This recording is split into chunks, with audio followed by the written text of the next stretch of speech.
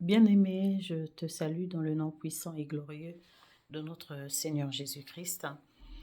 Ce matin, après culte, je te fais cette vidéo pour te dire que la situation que tu traverses, même si elle est difficile, comment, même si la violence de cette situation est en train de te plier et de te mettre par terre, ce matin, je voudrais te partager qu'il y a des armes que Dieu a mises à ta disposition pour que tu puisses mener et vaincre le combat spirituel qui s'impose ou qui s'oppose à toi. La Bible nous dit que Jésus nous a donné le nom de Jésus, son nom à lui, ce nom qui est plein de pouvoir, ce nom qui est plein de puissance, ce nom qui nous libère, qui nous guérit, parce que la Bible dit au nom de Jésus, tout genou fléchit, dans les cieux, sur la terre, et dans les eaux plus bas que la terre, et toute langue confesse qu'il est Seigneur à la gloire de Dieu le Père. Bien-aimé, tout esprit fléchit au nom de Jésus, que ce soit la maladie, que ce soit la précarité, un mariage difficile, des enfants qui perdent le chemin, toutes ces situations, bien-aimées, fléchissent et doivent fléchir au nom de Jésus. Cependant, le nom de Jésus, parfois, il perd son efficacité dans la vie de certaines personnes parce que les gens qui utilisent le nom de Jésus n'en sont pas dignes. Qu'est-ce que je veux dire par là? Je veux dire que le nom de Jésus, il est tout puissant, il a tout pouvoir. Si toi-même qui l'utilises, tu marches dans la crainte de Dieu. C'est pas que tu utilises le nom de Jésus à tout va, parce que c'est le nom puissant et tout, et toi tu fais n'importe quoi et tu penses que tu vas avoir ton miracle. Je doute.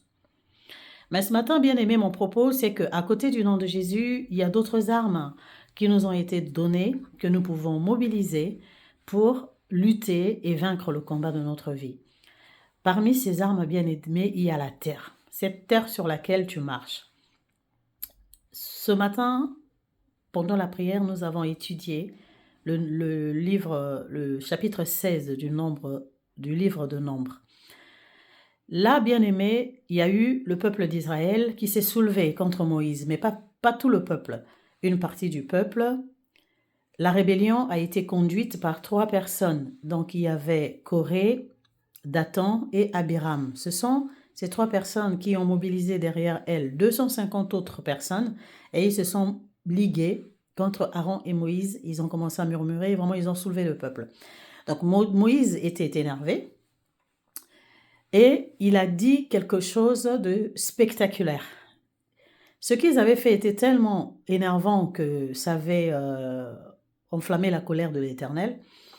Et Moïse a intercédé pour dire, Seigneur, tu ne peux pas faire périr tout le peuple, et moi avec, à cause de la rébellion d'une poignée de personnes.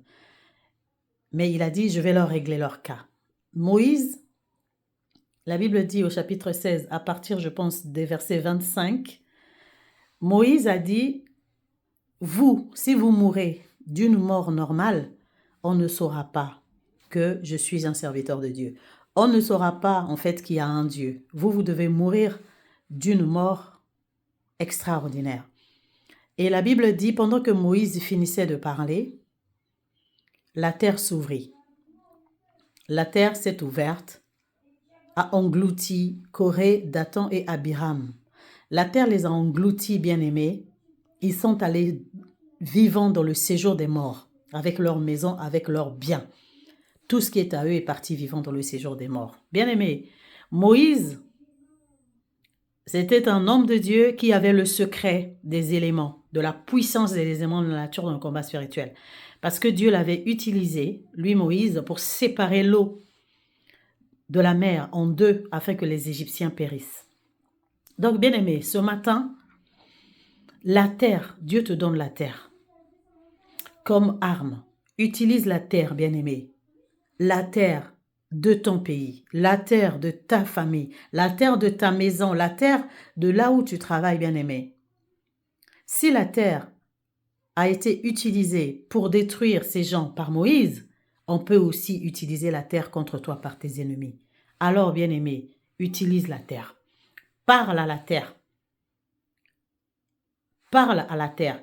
Quand la Bible dit terre, écoute la parole de l'Éternel, c'est que la Bible considère que la terre est un esprit. C'est que la Bible considère que la terre a des oreilles pour écouter. Alors toi, parle à la terre. La Bible nous dit, à toi qui m'écoutes, tout lieu que foulera la plante de tes pieds, je te le donne en possession. La plante de tes pieds, elle foule quel lieu? Peu importe le lieu, mais c'est sur la terre que tes pieds marchent. C'est sur la terre qu'est ton travail. C'est sur la terre que tu vis ton mariage. C'est sur la terre que tu fais tes enfants. Tout se fait sur la terre. Parce que nous, on n'est pas des êtres marins. On n'est pas des êtres des angéliques, mais on est des êtres terrestres. Et donc, tu parles à ta terre. Ordonne à la terre de se mobiliser en ta faveur. Ordonne à la terre de se mobiliser contre tes ennemis. Ordonne à la terre de se mobiliser contre ceux qui en veulent à ta vie. Et la parole de l'Éternel s'accomplira. Parle à la terre de ta vie. Parle à la terre de ce problème qui est en train de te tenir, qui te prend en tenaille.